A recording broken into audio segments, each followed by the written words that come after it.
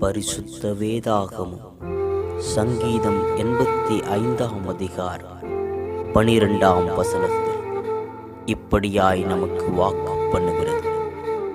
கர்த்தர் நன்மையானதை தருவார் என்று. நம் இயேசு நமக்கு நன்மைகளை செய்கிற தேவன்.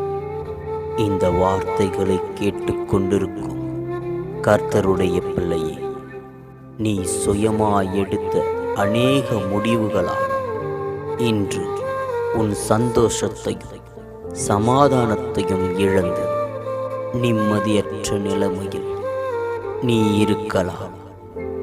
தேவனுடைய வார்த்தை இப்பொழுதும் உனக்கு நேராய் வருகிறது. அது உன் வாழ்வை மாற்றும் வார்த்தை.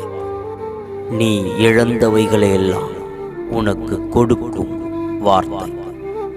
அது கர்த்தர் உனக்கு நன்மையானதை தருவார் என்பதே. இந்த வார்த்தையை உறுதியாய் பற்றிக்கொள். தேவனிடத்தில் நம்பிக்கையாயிரு. இயேசுவின் நாமத்தினாலே இது முதற்கொண்டு நீ நன்மையானவைகளை காண்பாய்.